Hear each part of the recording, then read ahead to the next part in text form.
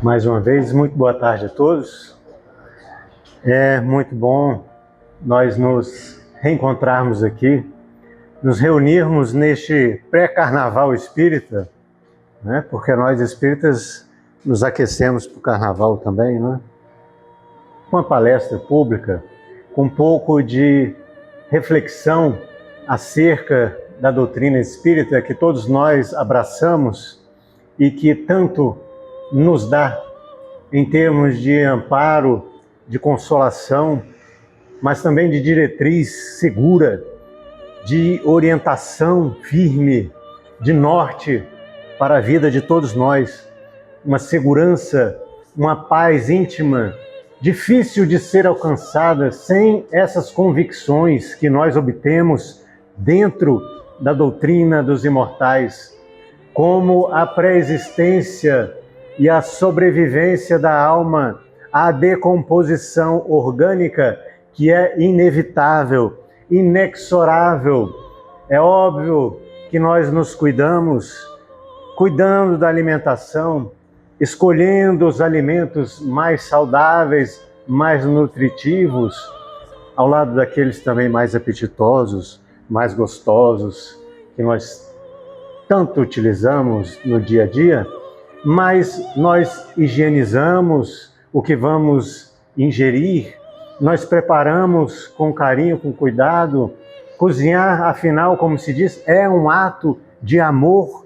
Então, nós colocamos este tempero no preparo de um arroz com ovo, de um pão com manteiga, e fica uma delícia, com esse sentimento de partilha em torno da mesa, que nós aprendemos como tudo mais que é superior, belo, nobre, útil do nosso Mestre Jesus de Nazaré, que foi reconhecido após a crucificação ao partir do pão. Jesus, esse Mestre incomparável de todos nós, que vem através da doutrina espírita reacender no planeta Terra a chama da consciência da imortalidade, de que nós somos espíritos, de que há um Pai amoroso e zeloso, cuidando de cada um de nós especificamente. É tão bom saber disso. É tão reconfortante nós sabermos que jamais morreremos. Já vivemos outras vidas e viveremos ainda incontáveis outras. É tão bom nós termos a consciência de que os afetos não se perdem jamais e também estarmos alertas para que os ódios, os desafetos vão nos acompanhar. Por isso, dificilmente um espírita vai nutrir o ódio por outra pessoa, por qualquer criatura que seja, mas em especial por outro ser humano, porque sabe que a morte não é o fim. E o ódio, perdurando depois da desencarnação, pode e muitas vezes é nefasto, prejudicial ao extremo para quem continua encarnado e agora conta com um inimigo invisível aos seus olhos e, portanto, com maior liberdade de ação sobre nós. Nada do que Jesus disse e fez foi por acaso. Por isso ele insistia tanto no amor, que é esta energia que sustenta o universo inteiro, a energia mais poderosa de que se tem notícia. E assim como o ódio contamina, melhor dizendo, infecta as outras pessoas, uma comunidade, um planeta inteiro, não há como negar que os dias que atravessamos são dias difíceis, em que se cultiva muito o ódio, em que as pessoas pouco valor dão às vidas alheias.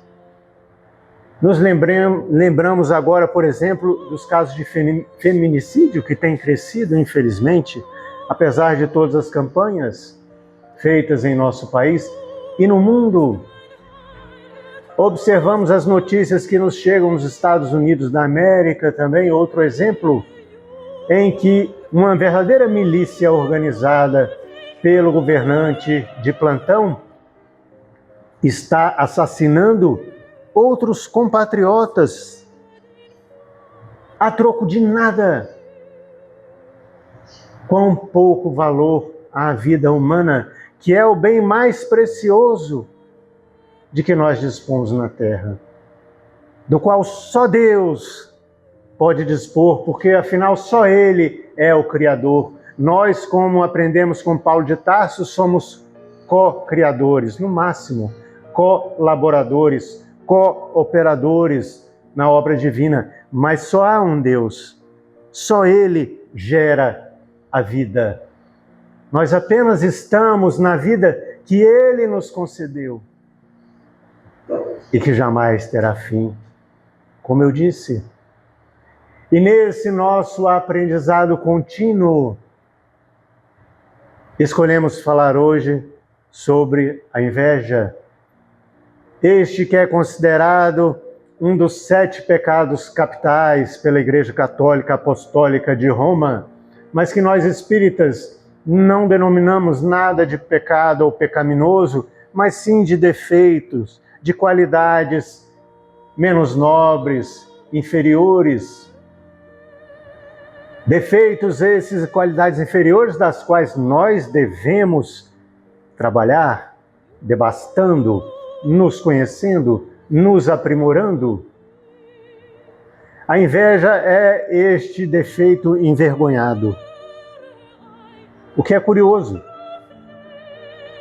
observemos muitos irmãos, aqueles que se assumem como tais, orgulhosos, batem no peito tantas vezes e dizem: eu sou orgulhoso, eu tenho orgulho disso ou daquilo. Aqueles que são irascíveis, mais esquentadinhos, falam: eu não levo desaforo para casa. Muitas vezes não volta para casa, porque não sabe desculpar uma ofensa, ignorar uma injúria. Se alguém lhe pisa no pé, ele dá-lhe um chute na canela, por aí vai. Os outros defeitos, em geral, as pessoas se orgulham. Os que são mais dados à luxúria, aos prazeres da sexualidade, muitas vezes têm o ímpeto de contar as suas aventuras e de dizer e de declarar, aqui e ali dizem assim, no maior desplante: o meu filho é um garanhão, não perdoa. E como se diz popularmente no jargão, ele passa o rodo mesmo, puxou o pai. Como se isso fosse algo belo. Se ele tem uma filha, façam a pergunta: e a sua filha também? Tem muitas aventuras, muitos parceiros, você vai se sentir ofendido. É possível que parta para vias de fato, porque você ofendeu. Não, o rapaz pode ser assim, mas a moça não. Mas o rapaz, se tem várias parceiras, ele também vai se relacionar com as filhas, com as irmãs de alguém. É um contrassenso. Com a inveja é diferente. Dificilmente o invejoso vai se declarar como tal. E o que é mais curioso, se nós perguntarmos para 10 pessoas, talvez as 10 vão dizer que conhecem alguém invejoso. Ou você é objeto de inveja? Ih, muita. Onde? No trabalho, em casa, na família, na vizinhança. Às vezes a pessoa nunca me viu, mas me inveja. Você às vezes fica pensando do que, né? Os outros têm inveja, mas a pessoa se acha objeto de inveja. De todos, e de tudo, e de nada. Mas se você perguntar para essas mesmas 10 pessoas que dizem conhecer outros invejosos e sofrer a inveja, e você, invejoso, invejosa? Não, de jeito nenhum, Deus me livre. Ora, mas não casa, não encaixa. A conta não fecha. Se nós, todos nós conhecemos tantos invejosos, somos capazes até de declarar pelo nome e sobrenome alguns ou muitos, Como é que não se acha os invejosos quando se pergunta a queima-roupa? É esta vergonha deste sentimento tão ruim, na verdade, que causa tantos males ao próprio cultivador da inveja, em primeiro lugar. A inveja é diferente da ambição, da admiração. Tantas vezes as pessoas querem dourar a pílula e falam: eu tenho uma inveja branca de você, viu, Júnior? E com isso cometem duas ofensas, porque a inveja branca, que se você for inveja se preta, então é ruim, branco é bom. É isso que você está me dizendo. Mas as pessoas dizem esses disparates. Não, eu tenho uma pontinha de inveja de você. Mas a inveja é saudável, tá? Isso não existe.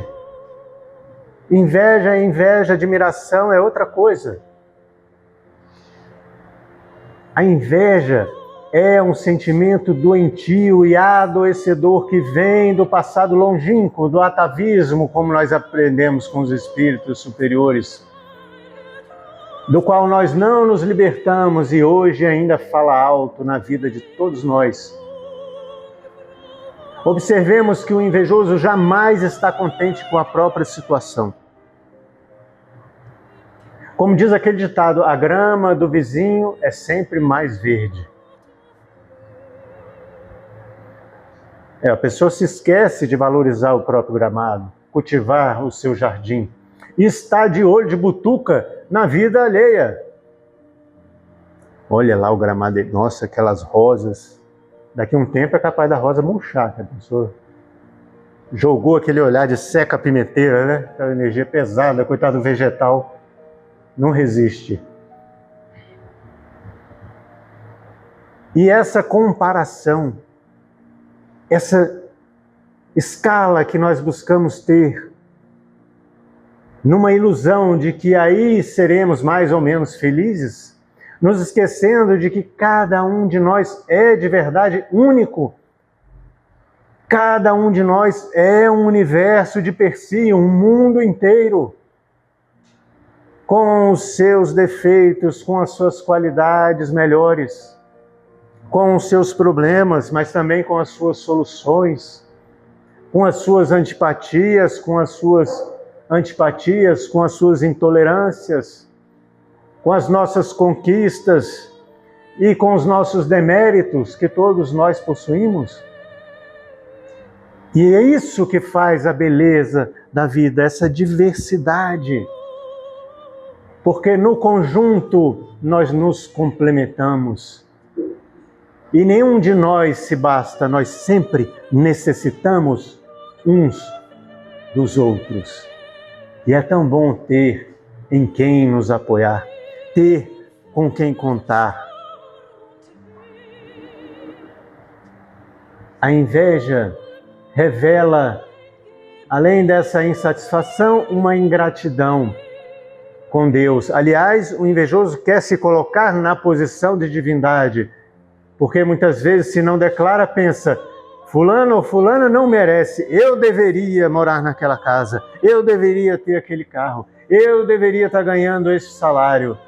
Olha, então nós sabemos mais do que Deus, que é quem distribui todas as riquezas no mundo, as oportunidades.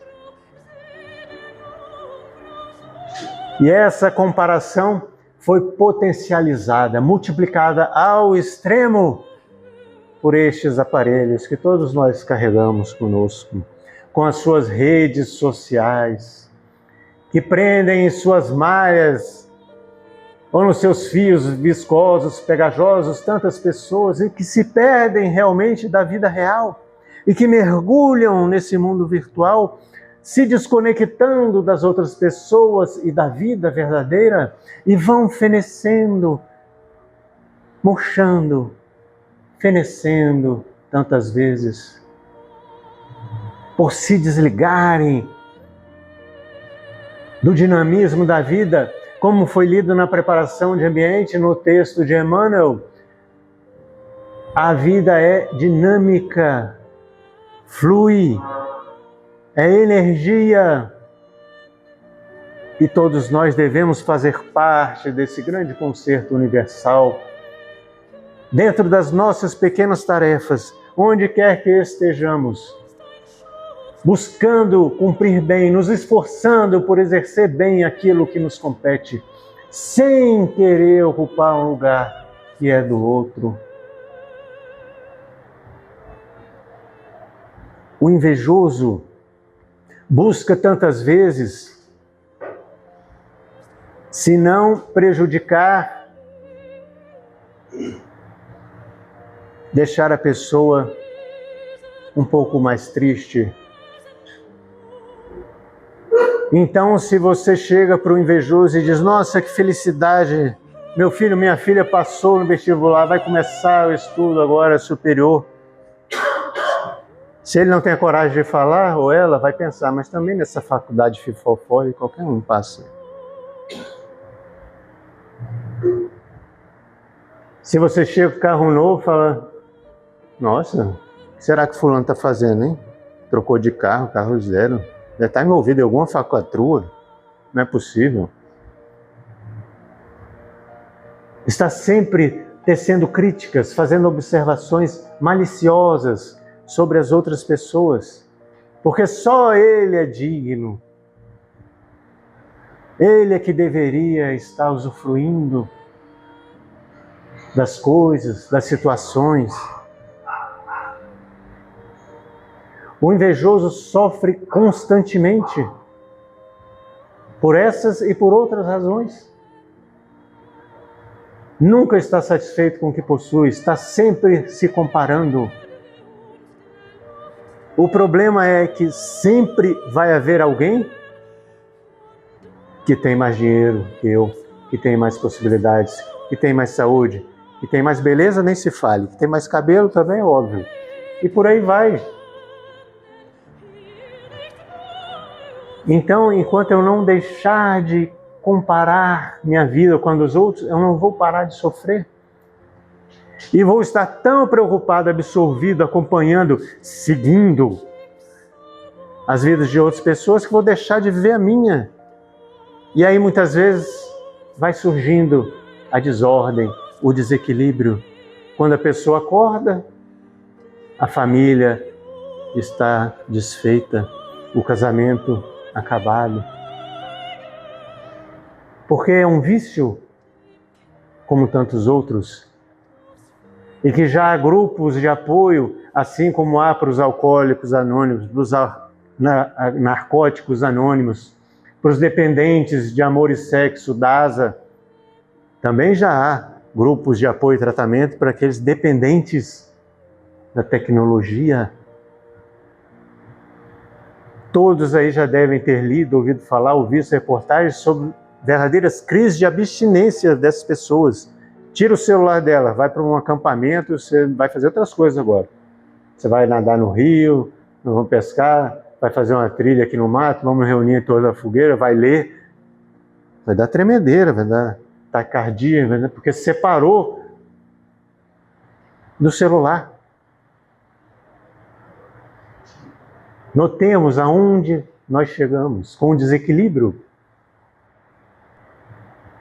A admiração é diferente. A admiração é reconhecimento justo das conquistas alheias. De até louvar o que outras pessoas tenham alcançado. E se assim o quisermos, usarmos de estímulo para nós mesmos. Eu também posso alcançar, eu também posso me preparar. Você vai enfrentar aí uns 4, 5 anos de um curso numa faculdade, no superior. Depois você vai buscar uma vaga de trabalho, vai ter uma carga horária X ou Y. E daqui a pouco também você vai conquistar as suas coisas. O invejoso sofre também porque ele se paralisa. Estão lembrados aqui do mito dos gregos antigos, da Medusa? Com o cabelo cheio de serpentes, não é? E ela, com seu olhar magnético e hipnotizador, tornava suas vítimas em pedra, não é? ou seja, a medusa, com a sua carga energética, magnética, paralisava as outras pessoas. O invejoso tem esse olhar da medusa mais para si mesmo, porque ele para no tempo. Ele fica cristalizado.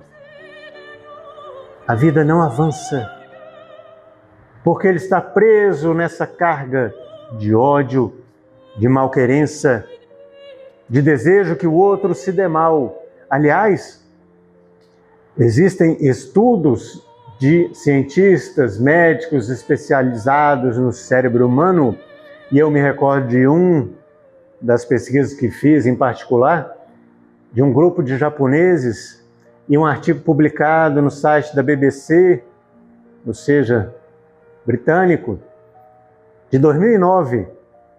E esse grupo de cientistas japoneses, estudando as imagens de ressonância magnética, através de certas imagens, situações que eram expostas às pessoas que estavam sendo examinadas, detectaram duas áreas em particular no cérebro humano que são afetadas diretamente pela inveja. No córtex dorsal superior, em que a pessoa sofre dores. É a mesma região do cérebro responsável por dores físicas e dores morais também. O invejoso sente dor. E vamos casar isso com o que nos dizem os espíritos superiores na doutrina espírita, lá no século XIX, publicado por Allan Kardec e republicado até hoje. Mas como nós gostamos tanto da ciência, apesar de não sermos cientistas, sim, a ciência comprovou, como se houvesse essa necessidade, mas é interessante, é curioso. E um outro que é do campo estriado, este é responsável pela alegria, pelo prazer. O invejoso, a invejosa, tem extremo prazer em ver o objeto da sua inveja se infelicitando. Então, se ele vê ou sabe que a pessoa caiu na rua, quebrou uma perna, que bateu o carro, que a esposa está internada, ele sente prazer com isso. Olha o desequilíbrio, como a pessoa está enferma. Não é normal que você se alegre com a dor alheia. Agora, também, de outro lado, é muito fácil para qualquer um de nós termos empatia com quem está sofrendo. Porque tantas vezes satisfaz a nossa vaidade, o nosso orgulho, de estarmos na posição de auxiliador, de dispensador, porque eu ajudo fulano ou fulana, porque eu presto tal auxílio ou serviço. Agora, é muito raro nós nos empatizarmos, solidarizarmos, ficarmos felizes com quem está feliz de verdade. E se nós já atingimos esse estado da alma, essa capacidade, é sinal, é indício de que nós avançamos como espíritos. Quando nós somos capazes, sinceramente, verdadeiramente, de nos alegrarmos com as alegrias alheias, de estarmos felizes porque o nosso vizinho melhorou de vida, porque o nosso irmão progrediu, porque o nosso companheiro ou companheira na casa espírita alcançou tal ou qual posto de trabalho, o que quer que seja. É um sinal de que já avançamos um pouco, que seja. Mas notemos que é muito raro. Há aquelas pessoas, inclusive, todos aqui são capazes de lembrar aí o que eu vou citar, que tem aqueles amigos de velório, não é? Se morre alguém, a pessoa chega. Agora, se é um nascimento, um aniversário, um casamento, dificilmente ela comparece. Mas vai visitar no hospital. Então nós devemos nos analisar, nos estudar e perceber se nós também não estamos aqui e ali incorrendo num desses comportamentos esquisitos. E vamos buscar, então, nos tratar, se for preciso, com auxílio profissional de psicólogos ou de psiquiatras, se for o caso, para sairmos dessa morbidez, dessa enfermidade, dessa doença da alma espiritual, que é se comprazer e torcer pela queda do outro. Ficar feliz ao saber uma má notícia de quem nós não queremos assim tão bem. E isso é justamente o contrário do que Jesus de Nazaré nos ensina. Aprendestes o que foi dito aos antigos: amarás o teu próximo e odiarás o teu inimigo. Eu, porém, vos digo: amai o vosso próximo, orai por aqueles que vos perseguem e caluniam. É totalmente diferente.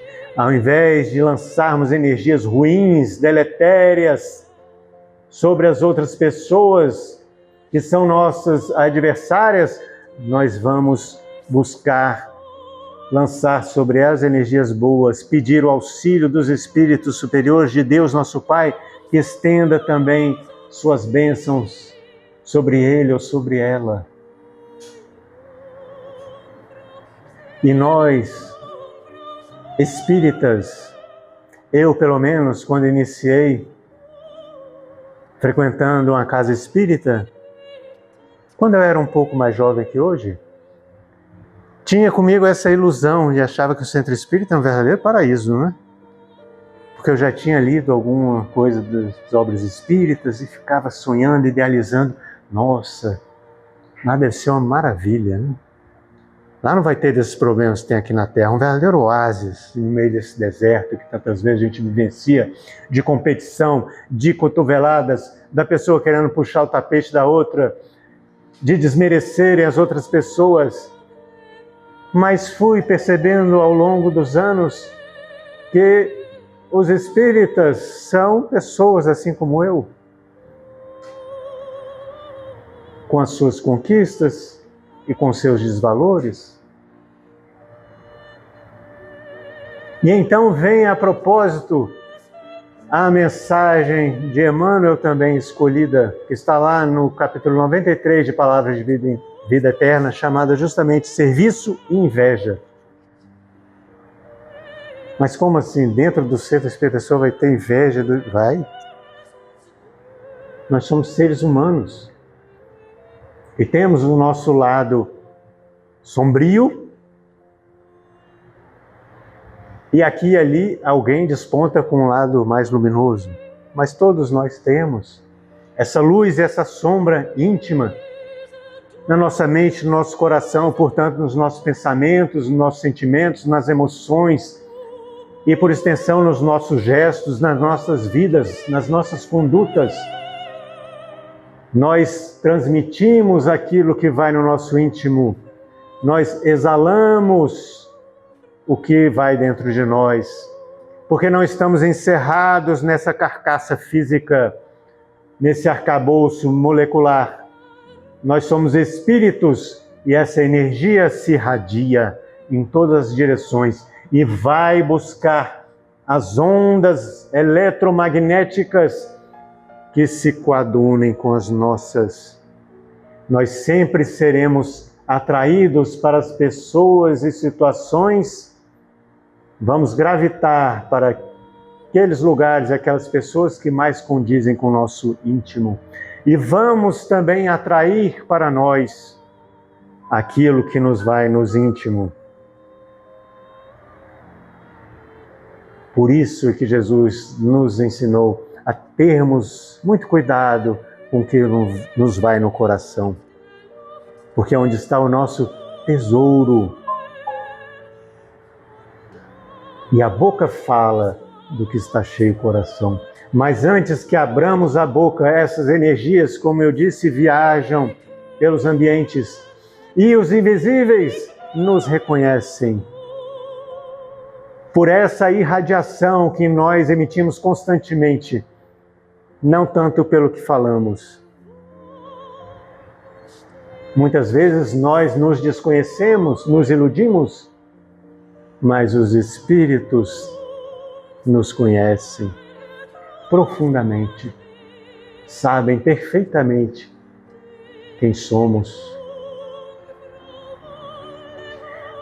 Para ilustrar, eu escutei numa palestra dentro de uma casa espírita, num certo momento, esse nosso irmão, que estava com o microfone na mão, disse algo mais ou menos assim: Jesus só está acima de nós porque é um espírito mais antigo, ele foi criado primeiro, portanto já viveu muito.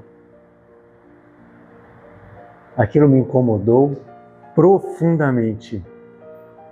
E como eu era ainda mais verde no espiritismo, pedi a palavra, já que ele transitava no meio das pessoas, no salão, com o microfone na mão e fazia perguntas e tudo mais. E falei: você me desculpe, mas eu discordo. Porque de acordo com Emmanuel em O Consolador, Jesus é diferente de todos nós. É o único espírito puro que pisou sobre a terra. Ali em O Consolador nós lemos de Emmanuel que em Jesus de Nazaré cessaram todos os processos. Nós ainda estamos a caminho e bem no início da nossa caminhada. Emmanuel diz mais, que Jesus seguiu em linha reta na sua evolução espiritual. Ora, se nós formos traçar nossa linha aqui, evolutiva, vai ficar igual aquele esquema do Pateta, né? No desenho da Disney, que o Pateta técnico de basquete, não sei o quê. Então é bem diferente. E ali nós podemos observar neste exemplo essa ponta de inveja do nosso irmão por Jesus, querendo rebaixá-lo. Porque o invejoso não consegue ascender até a posição que está a pessoa, então ela busca trazê-la para baixo. Jesus de Nazaré é incomparável. É certo que cada um de nós aqui chegará um dia a ser Cristo, mas vai demorar um pouco. Tem um chãozinho para chegar lá. Então nós devemos reconhecer a grandeza de Jesus, a superioridade inequívoca dele com relação a todos nós. E não há nenhum problema em fazermos isso. Ao contrário. E vamos nos reconhecer dentro da nossa pequenez, sim, mas com um caminho aberto da evolução diante de nós. E como foi dito também no texto de preparação de ambiente, o trabalho está aí aberto para todos nós, mas nós tantas vezes queremos impor condições para o trabalho, para o serviço. Eu quero, por exemplo, ser passista, mas tem que fazer curso de passe? Mas, nossa, coisa chata, né? Curso. Vou ter que estudar para ser passista? Mas eu tenho tanta energia, ó, eu dou choque, assim. Centelhas saem dos meus dedos. E eu quero já ser passista, sim, como Simão Pedro, né? Que a gente lê. Não é de Simão Pedro, aquela passagem em Atos dos Apóstolos? Diante do mendigo, quando ele passava ali, acho que pela altura da Porta Formosa, em Jerusalém, disse: não tenho nem prata nem ouro, mas o que eu tenho eu te dou, em nome de Jesus de Nazaré, o Cristo de Deus, levanta-te e anda. E aconteceu. Então eu quero ser assim, eu quero dar um passe e a pessoa vai estar curada. Ou eu quero trabalhar na psicografia. Que bom, sim, mas eu já estou assim, mais ou menos no nível de Chico Xavier, sabe? Aliás, eu tenho minha dúvida se eu estou um pouco acima.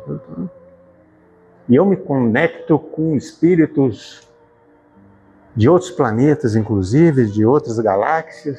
Então, se eu sentar na mesa aí, vamos colocando esses pré-requisitos. Ah, não, eu posso falar em público, eu não tenho medo de falar em público, não. Mas eu vou falar igual o Divaldo Franco. E, aliás, eu quero viajar muito, né? Igual ele viajou para a Europa, Estados Unidos, África, América Latina inteira, convidado e homenageado. Que beleza, né? E aí, agindo assim, nos esquecemos do preparo que essas pessoas fizeram, muitas vezes de vidas inteiras, se dedicando verdadeiramente àquela tarefa. Será que nós teremos a capacidade de suportar o que Francisco Cândido Xavier suportou? Eu acho que nem um dia na pele de Chico Xavier a gente aguentaria. Nem um dia, né? Será que nós teríamos condições também de vivenciar as agruras? Porque aí só está vendo um lado glamuroso, né? De Divaldo Pereira Franco? Ou de tantas outras pessoas? Eu quero ser como Jesus de Nazaré, mas não quero ser crucificado, hein?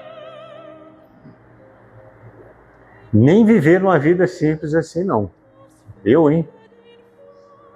Ali é do extremo, né? O Filho do Homem não tem sequer uma pedra onde repousar a cabeça. Não, velho, eu gosto das minhas coisinhas, né? Minhas roupas, meus calçados. E por aí vai. E nós vamos impondo condições e nos iludindo, acreditando como crianças pequenas, birrentas, que nós podemos enganar os invisíveis. Olha, eu não faço mais, é por falta de recursos. Se eu ganhar na Mega Sena, dessas acumuladas aí, não precisa ser muito não, viu? Uns 100 milhões assim. Nossa, eu vou fazer muita caridade. Vou ajudar muita gente. Se eu tiver tal posto, se eu tiver aquilo o assado, se eu... E por aí vai. E isso levamos para outras áreas da família. Ah, mas se a minha família fosse como a de fulano, eu seria mais feliz. Ah, se eu morasse lá na Suíça, que aqui o Brasil é terrível, né? Brasil, cheio de problema. Ah, não sei porque que eu reencarnei aqui. Eu vou pedir para reencarnar da próxima vez na Noruega. Por aí vai. Pois eu digo que esse é o melhor país do mundo para se habitar. Com todos os seus problemas, que todos os países têm. Mas aqui, ainda, na minha opinião, é o melhor lugar para se viver. E se nós reencarnamos aqui, como nós sabemos, não há acaso na justiça divina e há uma providência zelando por cada um de nós, existe uma razão de ser. Nós deveríamos agir como as plantas, como os vegetais. Sabem aquele ditado? Floresça onde for plantado. O vegetal que não raciocina como nós, ao menos, deveríamos raciocinar, fazer uso do nosso intelecto, ele não pede condições especiais. Joga uma sementinha ali, ela nasce, tem uma fresta no cimento da calçada, tem uma florzinha brotando. E é um vegetal. Que dirá de nós, então, seres humanos, filhos de Deus, plenos de possibilidade?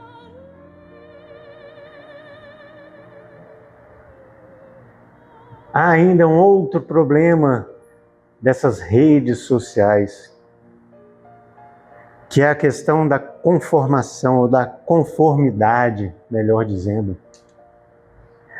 Um psicólogo norte-americano, pelo nome, deve ser de ascendência judaica, Solomon Asch, em 1951, fez um experimento psicológico, de estudo dessa conformidade sobre os grupos sociais, com os 123 jovens voluntários de uma escola, lá da cidade onde eles moravam na época. E o experimento era muito simples e consistia no seguinte: ele chegou neste instituto educacional se passando por oftalmologista, não psicólogo, que era pesquisador. E aqueles 123 alunos voluntários seriam as cobaias do experimento, sem saberem. Cada um daquelas 123 pessoas iriam ingressar na sala onde faria o exame de visão. Só que o detalhe é que ali já existia um grupo de 7 estudantes que estavam combinados, mancomunados com o psicólogo disfarçado de oculista. O experimento consistiu nessa singeleza que agora eu vou reproduzir aqui no quadro. Ele apresentou uma figura no quadro. Esse aqui ficou muito grande, né, irmão? Com 4 linhas verticais. E ele organizou de tal forma que cada um dos voluntários, dos alunos cobaias, seriam os últimos a responderem. Teriam que declarar em voz alta. E ele perguntou simplesmente ali ao grupo de alunos: dentre essas 4 linhas verticais, tem uma que é exatamente igual à outra. Qual delas é? E todos os 7 que estavam combinados com ele iam dar respostas erradas, às vezes variando aqui e ali para não ficar tão óbvio que haviam combinado, mas sempre respostas erradas. E nunca iam dizer que as linhas coincidentes eram a primeira e a quarta, pela ordem, da esquerda para a direita. O que é constatável de plano. Mas aconteceu que dentre esses 123 alunos cobaias que não sabiam da combinação, por ficarem por último no questionário, concordavam com os que tinham respondido primeiro. Só 25% daqueles estudantes, ou seja, 1/4 só daquele grupo de 123 alunos, é que se manteve firme, dizendo que estava enxergando. E quando questionados, os outros disseram, resumidamente, em síntese, que apenas concordaram para não divergirem do grupo, para não passarem vexame ou ridículo, porque poderiam estar errados, até duvidavam, não, mas os 7 disseram que não são essas 2 linhas, que são exatamente iguais. E então Solomon Asch cunhou essa frase que veio a se tornar essa síndrome de Solomon, como ficou conhecida, da conformidade social, que é muito poderosa, não só entre os jovens estudantes, mas entre todos os seres humanos. Ele disse: a conformidade é o processo por meio do qual os membros de um grupo social mudam seus pensamentos, decisões e comportamentos para estar de acordo com a opinião da maioria. Vejam só a profundidade disso. Tanto mais neste mundo de redes sociais. É por isso que as pessoas muitas vezes perdem ou abdicam da própria individualidade e agem como manada. Vou repetir, a conformidade é o processo por meio do qual os membros de um grupo social mudam seus pensamentos, decisões e comportamentos para estar de acordo com a opinião da maioria. Foi isso que esse experimento simples que esse psicólogo lá em 1951 realizou, demonstrou na prática para todos nós. Lembremos-nos de que a multidão lá na antiga Jerusalém absolveu Barrabás, mas condenou Jesus, o Cristo de Deus. E a escolha era tão óbvia.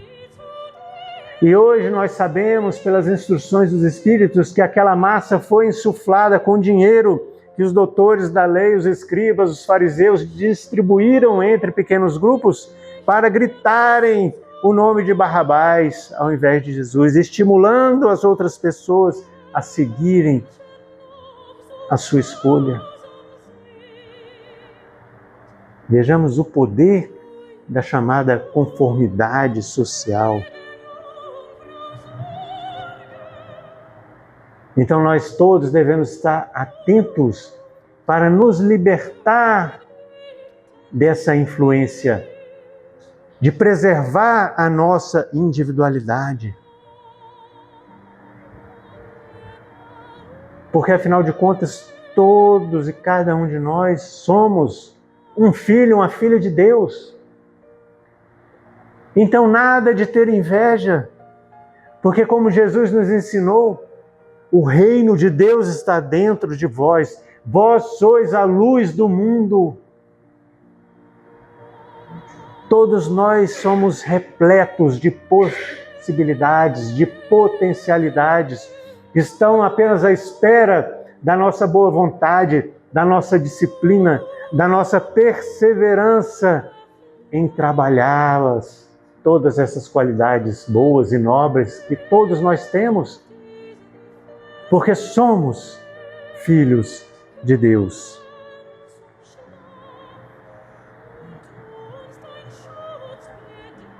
Como eu dizia, apenas para encerrar, nós observamos em O Livro dos Espíritos e em O Evangelho segundo o Espiritismo essa concordância com tudo que eu aqui expus. Quando nós lemos lá no capítulo 5 do Evangelho segundo o Espiritismo, por exemplo, Bem-aventurados aflitos, no tópico de número 23, uma mensagem de Fenelon, dada em Lyon, cidade francesa, em 1860, chamada justamente Os Tormentos Voluntários, em que ele vai dizer: o homem vive incessantemente em busca da felicidade que lhe escapa a todo instante, porque a felicidade sem mescla não existe na terra. Entretanto, apesar das vicissitudes que formam o cortejo inevitável da vida terrena, poderia ele, pelo menos, gozar de relativa felicidade, se não a procurasse nas coisas perecíveis e sujeitas às mesmas vicissitudes, isto é, nos gozos materiais, em vez de procurá-las nos prazeres da alma, que são um gozo antecipado das alegrias celestes imperecíveis. Em vez de procurar a paz do coração, única felicidade real neste mundo, ele se mostra ávido de tudo o que o possa agitar e perturbar. E coisa curiosa, o homem parece criar para si, propositadamente, tormentos que está nas suas mãos evitar. Nem tudo é karma, nem tudo é resgate de vida passada. Há sofrimentos, há tormentos que nós buscamos com as nossas próprias mãos. Haverá maiores tormentos do que os causados pela inveja e pelo ciúme? Palavras de Fenelon. Para o invejoso e o ciumento não há repouso, estão perpetuamente febris. O que não tem e os outros possuem lhes causa insônias. Os sucessos dos rivais lhes dão vertigem. São movidos apenas pela vontade de sobrepujar seus vizinhos. Toda a sua alegria consiste em excitar nos insensatos como eles a raiva e o ciúme que os devora. Vou parar por aqui, mas a mensagem prossegue. Lembremos do experimento dos cientistas japoneses. Olha o que diz Fenelon, numa psicografia de 1860, das insônias, das dores, das tristezas. A pessoa cai em verdadeira depressão, em sofrimento profundo, porque inveja as outras pessoas. E em O Livro dos Espíritos, na questão de número 933, Allan Kardec perguntou aos imortais superiores: Se o homem é quase sempre o artífice de seus sofrimentos materiais, também será o causador de seus sofrimentos morais, os tormentos voluntários. Mais ainda é a resposta dos espíritos superiores. Olha só, nós somos os causadores, em muito maior medida, dos sofrimentos morais do que os materiais que nos chegam.